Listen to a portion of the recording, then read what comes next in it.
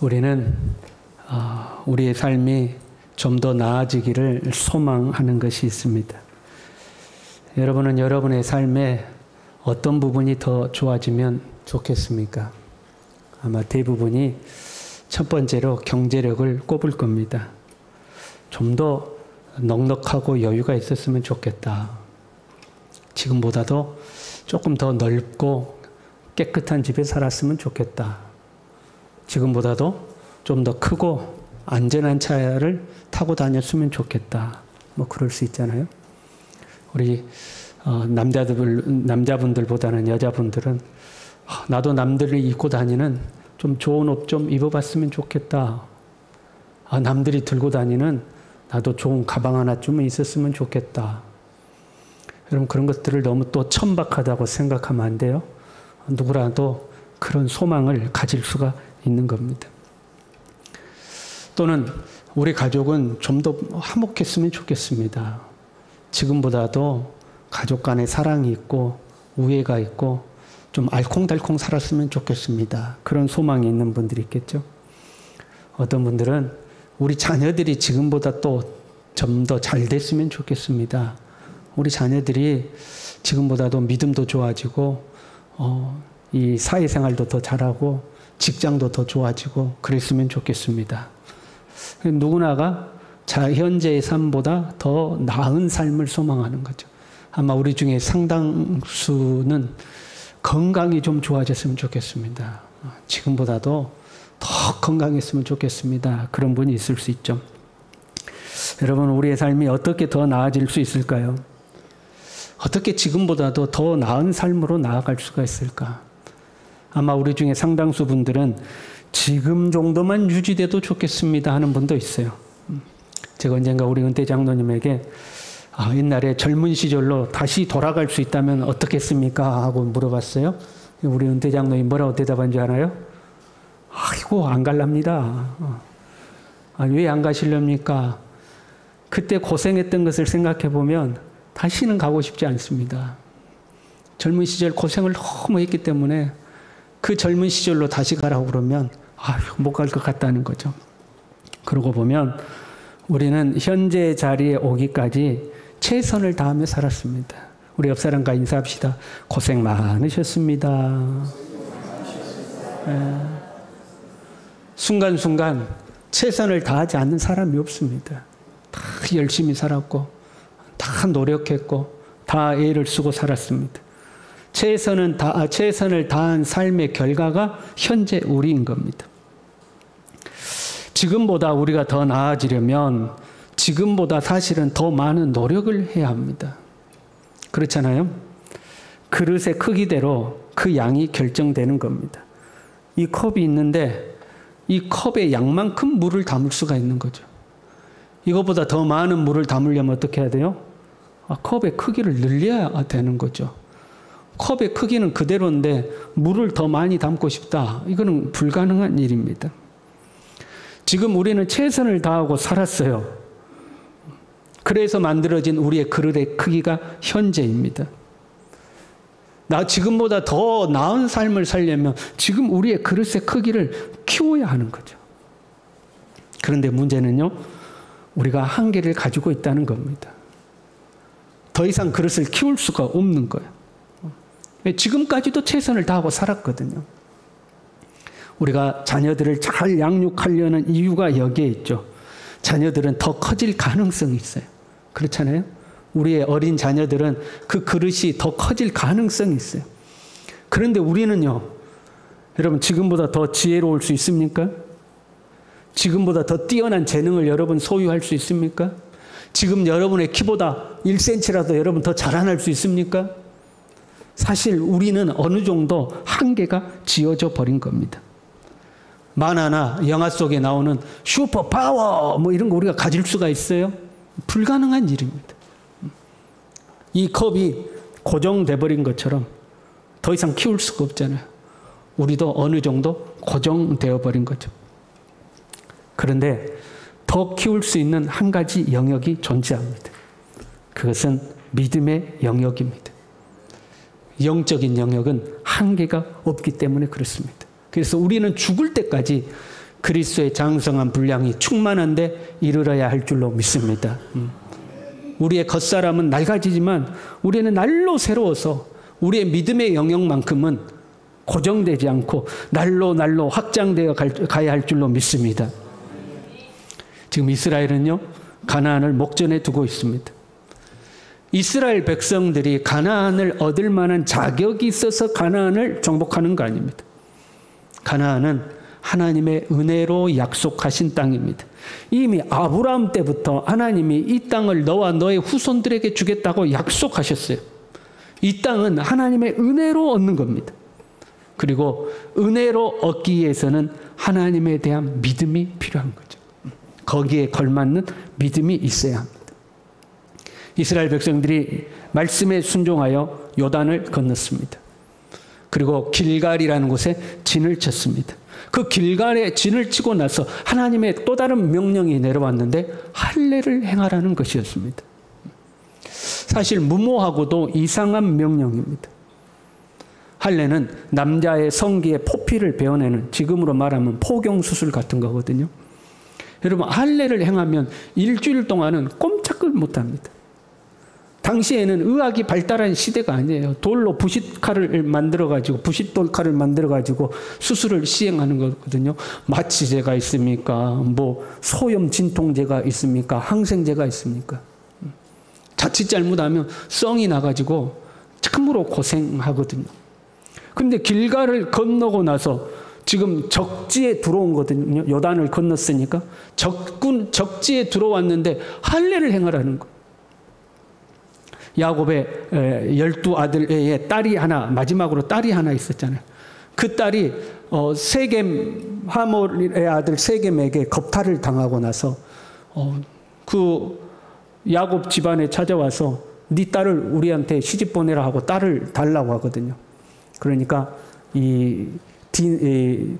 디나죠? 디나? 마지막 딸이 디나의 오빠들이 깨를 내가지고, 야, 우리는 할례 안 받은 사람하고 결혼 못한다. 그러니까 너희 부족 남자들이 다 할례를 받으라 그랬어요.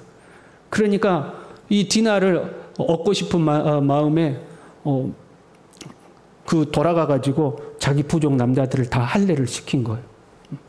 한 3일쯤 됐을 때 가장 고통스러울 때에 두 아들 시므온과 레이가 가서 그 지역 남자들을 다 칼로 죽여버립니다. 그 고통이 얼마나 심했는지 남자 2명이 가서 그 부족을 몰살시키는데 대항을 못한 거예요. 그게 할례였습니다. 적지에 들어가서 하나님이 요구하시는 게 할례를 행하라는 거예요. 왜 할례를 명령하셨을까? 표면적인 이유에는 5절에 이렇게 기록되어 있습니다. 애굽에서 나온 후 광야 길에서 난 자는 할례를 받지 못하였습니다. 광야 생활을 하느라고 할례를 못 받았으니까 할례를 행하라 하는 거였어요. 그러나 생각해 보면요, 광야에서도 충분히 할례를 행할 수 있었습니다. 이 광야에서 매일처럼 이동하는 게 아니었어요. 어떤 날은 하루 만에 이동하지만 어떤 때는 한 달 만에 이동할 때도 있고 어떨 때는 1, 2년을 한 곳에 머물 때도 있었습니다. 그러니까 하나님께서 할례를 행하라고 하실 것 같으면 광야에서도 충분히 할례를 할 수 있었습니다. 그런데 하나님은 광야에서의 할례를 허락하지 않았습니다. 2절 말씀이 이렇게 되어 있어요. 너는 부싯돌로 칼을 만들어 이스라엘 자손들에게 다시 할례를 행하라. 이 다시라는 단어가 중요한 겁니다. 그동안에는 금지를 시켰다가 이제 다시 시작해, 그런 의미예요. 하나님께서 일부러 광야의 이스라엘 백성들에게 할례를 허락지 않았다는 뉘앙스인 거죠. 왜 하나님은 할례를 허락하지 않았을까? 6절에 이렇게 되어 있습니다. 이스라엘 자손들이 여호와의 음성을 청종하지 아니하므로 여호와께서 그들에게 대하여 맹세하사 그들의 조상들에게 맹세하여 우리에게 주리라고 하신 땅, 곧 젖과 꿀이 흐르는 땅을 그들이 보지 못하게 하리라 하시매, 이스라엘 백성들이 하나님께 불순종함으로 하나님께서 너희는 가나안 땅 못 들어가 그랬다는 거예요. 이스라엘 백성들은 하나님께 불순종하여 벌을 받고 있는 중이에요. 광야에서 벌 받고 있는 중. 어떤 벌이에요? 가나안 땅 못 들어가 하는 벌을 받고 있는 거예요. 그런데 할례는 무슨 의미였어요? 이 땅을 너희에게 줄게 하는 의미였어요. 벌 받고 있으니까 할례를 줄 수가 없는 겁니다. 할례는 하나님과 이스라엘 백성들 사이에 세워진 언약의 표징입니다. 시내산에서 이스라엘과 하나님 사이에 언약을 맺죠. 너희는 내 백성이 되고 나는 너희의 하나님이 되리라 언약을 맺고 하나님이 주신 게 율법입니다. 그리고 그 언약의 상징으로 십계명을 기록한 돌판을 주셨어요. 그게 하나님과 이스라엘 백성들 사이에 맺어진 언약의 표징이었습니다. 그런데 그 시내산 언약보다도 전에 아브라함과 언약을 세우고 주신 하나님의 그 언약의 상징이 있는데 그게 할례입니다. 창세기 17장에 보면요. 아브라함이 99세 때에 하나님께서 나타나십니다. 그리고 이렇게 말씀하셔요. 내가 내 언약을 나와 너 및 네 대대 후손 사이에 세워서 영원한 언약을 삼고 그 첫 번째가 이래요. 너와 네 후손의 하나님이 되리라. 아브라함과 세우신 언약의 첫 번째가 너와 네 후손의 하나님이 되겠다는 거예요. 그리고 그 다음에요. 내가 너와 네 후손에게 네가 거류하는 이 땅 곧 가나안 온 땅을 주어 영원한 기업이 되게 하고 나는 그들의 하나님이 되리라. 아브라함에게 세우신 하나님의 언약이 나는 너와 너의 후손 대대의 하나님이 될 것이다. 그리고 이 가나안 땅을 너와 너의 후손에게 주겠다. 이게 하나님의 언약이었어요. 그리고 그 다음 말씀이 이렇게 되어 있습니다. 너희 중 남자는 다 할례를 받으라. 이것이 나와 너희와 너희 후손 사이에 지킬 내 언약이니라. 너희는 포피를 배워라. 이것이 나와 너희 사이의 언약의 표징이니라. 그러니까 할례가 하나님과 아브라함 후손 사이에 맺어진 언약의 표징이라는 거예요.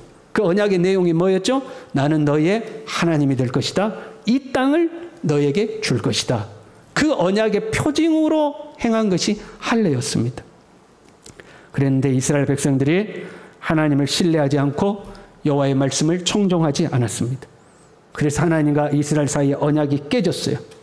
그 언약을 위반하고 현재 벌을 받아서 광야에서 방황하고 있는 이스라엘 백성들에게는 언약의 표징인 할례를 행할 수가 없는 겁니다. 언약이 깨졌으니까 할례를 줄 수가 없었습니다. 하나님께서 할례를 다시 행하라고 하시는 것은 언약의 회복을 의미합니다. 너희가 하나님의 백성인 것을 확증하는 것이고 약속의 땅 가나안을 다시 주겠다는 언약의 확인인 겁니다. 그것으로 다시 할례를 행하라고 하시는 겁니다. 하나님은 가나안 정복을 앞두고 하나님과 이스라엘 사이의 언약을 다시 회복하고 계시는 거죠. 그래서 할례를 행하라고 말씀하시는 겁니다. 가나안을 앞두고 언약을 회복하시는 것은 가나안이라는 이 땅은 이스라엘의 실력으로 정복하는 땅이 아니기 때문에 그렇습니다. 군사력이 좋아서 정복할 수 있는 땅이 아닙니다. 전술이 뛰어나서 정복할 수 있는 땅도 아닙니다. 뛰어난 장수가 있어서 정복할 수 있는 땅도 아닌 가나안은 하나님이 은혜로 주신 땅입니다. 하나님이 은혜로 주신 땅을 얻으려면 믿음이 필요한 거죠. 믿음으로 은혜의 땅을 얻는 겁니다. 하나님께 순종함으로 은혜의 땅을 얻는 겁니다. 그래서 하나님은 여호수아에게도요. 여호와의 말씀에 순종하면 네가 평탄하고 형통할 것이다. 그러니까 좌로나 우로나 치우치지 말아라. 마음을 극히 강하고 담대게 하여서 여호와의 말씀을 지켜 행하라고 말씀하신 것. 왜? 하나님의 은혜는 우리의 실력으로 얻는 것이 아니라 믿음으로 얻는 것. 우리의 삶에는요, 하나님의 은혜가 필요합니다. 우리는 최선을 다해서 살았습니다. 여러분, 그래요, 안 그래요? 최선을 다해서 사셨습니까? 대충 사셨습니까? 최선을 다해서 살았어요. 최선을 다하지 않는 인생은 없습니다. 그 최선을 다한 우리의 결과가 현재 우리입니다. 이것이 우리의 실력이죠.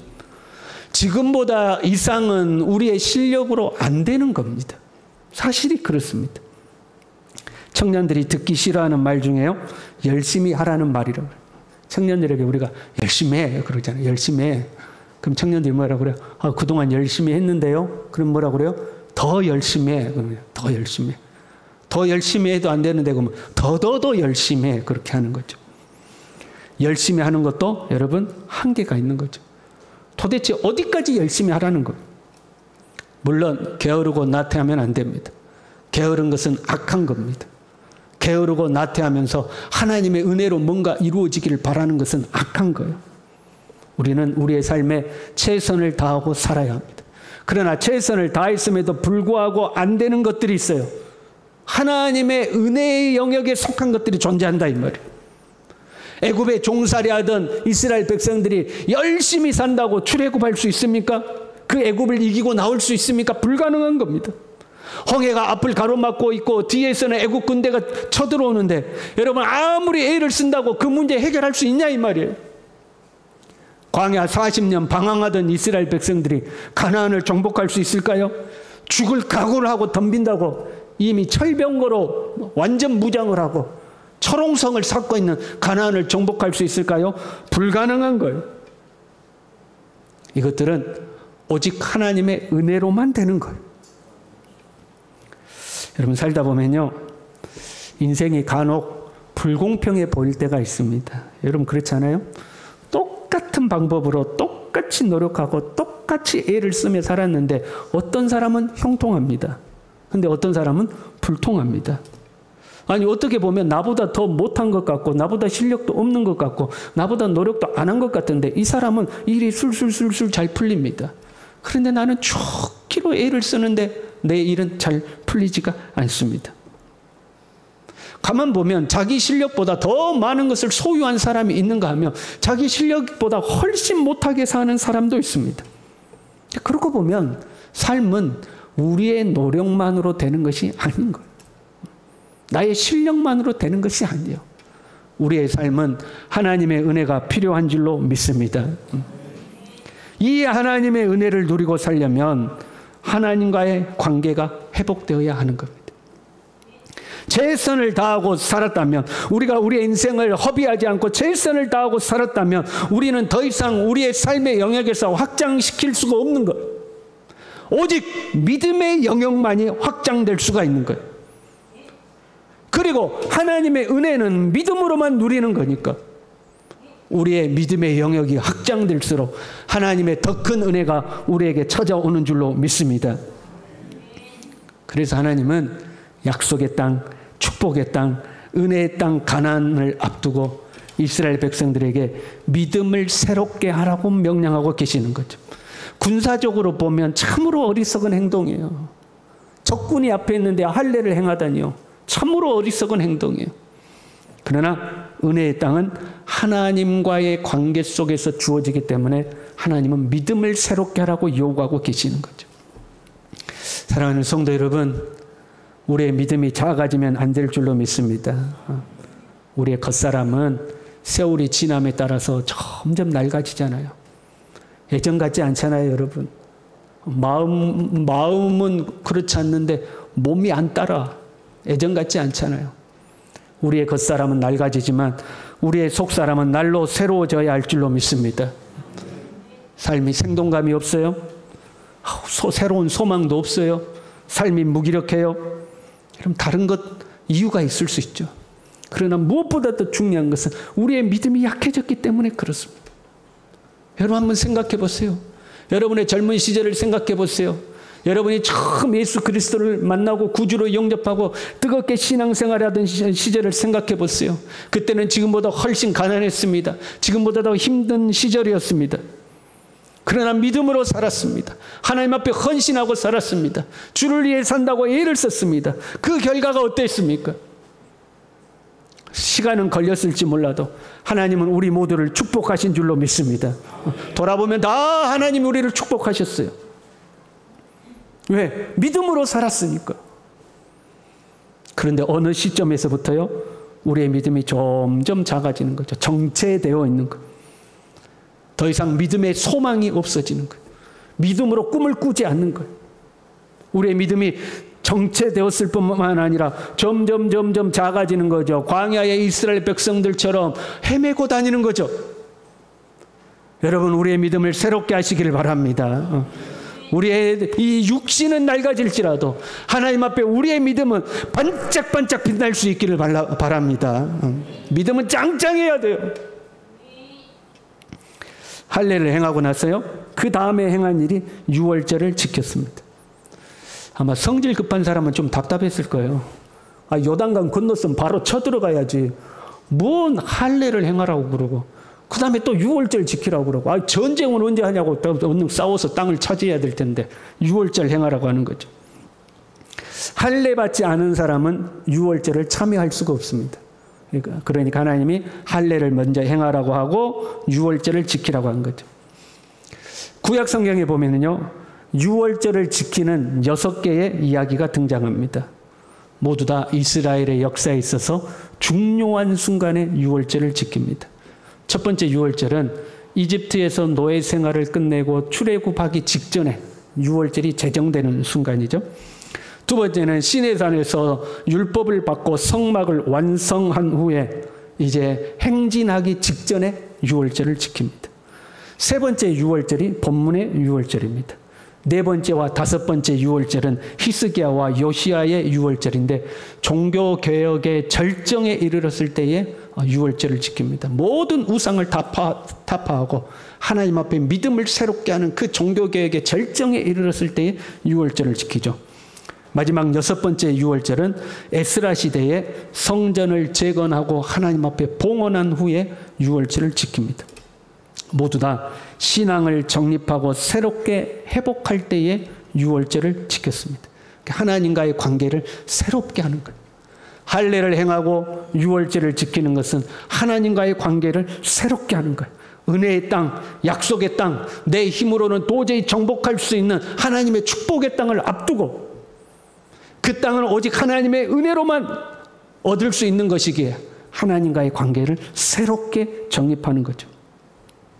오늘날 유월절은요, 어린 양의 피로 구원받은 날을 우리는 유월절로 기념하는 겁니다.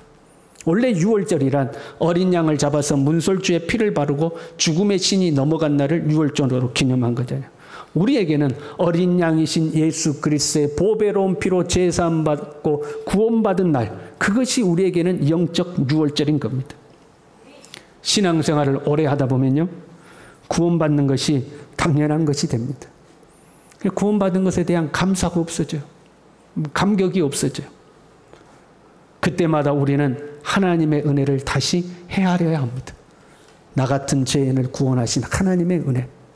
내가 어떻게 하나님께 선택받고 부름받았는지, 내가 어떻게 예수 그리스도를 구주로 영접하게 되었는지, 내가 지금까지 어떻게 하나님의 은혜로 살았는지, 나의 삶의 여정 속에 하나님이 나를 어떻게 축복하셨는지 우리는 그 하나님의 은혜를 되돌아봐야 합니다. 그리고 내 안에 이 하나님의 은혜에 대한 감사가 회복되어야 되는 것. 우리의 믿음이 작아지는 것이 아니라 날마다 나를 구원하신 하나님의 은혜에 대한 감격이 있어야 되는 거예요. 그래야 하나님의 더 큰 은혜가 우리에게 찾아오는 거예요. 하나님 우리에게 그것을 요구하시는 거예요. 사랑하는 성도 여러분, 구원의 감격을 회복하시길 바랍니다. 믿음을 새롭게 하시길 바랍니다. 교회를 다녀도 그냥 냉랭하고 아무 감동도 없고 아무 감격도 없고 예수 믿는 즐거움도 없고 은혜를 다 상실해버린 거예요. 우리의 삶에 더 이상 새로울 것도 없는 거예요. 그냥 그렇게 사는 거예요. 우리의 믿음을 다시 점검하시고 여러분, 우리의 믿음을 새롭게 하시길 바랍니다. 우리의 믿음이 새로워지면 하나님의 새로운 은혜가 찾아오는 거예요. 유월절을 지키면 무교병을 먹게 돼 있거든요. 그래서 이스라엘 백성들이 유월절 이튿날에 무교병과 볶은 곡식을 먹었어요. 그 전까지는 뭘 먹었어요? 만나를 먹었어요. 만나만 40년을 먹었어요. 그 드디어 그 땅에서 난 곡식으로 음식을 먹은 거예요. 여러분, 만나 먹은 것이 기적이에요? 땅에서 나온 곡식 먹는 것이 기적이에요? 우리에게 있어서는 만나를 먹은 게 기적이야. 그래서 우리는 야, 만나 한번 먹어봤으면 좋겠다. 만나는 도대체 어떻게 생겼을까 하잖아요. 그러나 이스라엘 백성들에게 있어서는 땅의 소산물을 먹는 게 기적이고 은혜야. 40년은 만나를 먹었어요. 드디어 이 땅에서 나온 소산물을 먹는 거예요. 하나님의 새로운 은혜가 주어진 거예요. 이제는 만나로 사는 것이 아니라 씨를 뿌리고 가꿔서 거두는 곡식으로 살 수 있는 하나님의 은혜가 찾아온 거예요. 우리의 삶에도 이런 하나님의 새로운 은혜가 찾아올 줄로 믿습니다. 내 힘으로 해결할 수 없었던 것들, 40년 동안 고정되어 있었던 것들, 그것에서 벗어나서 새롭게 주시는 하나님의 은혜, 이 은혜가 우리의 삶에 회복될 줄로 믿습니다. 우리 함께 찬양하겠습니다.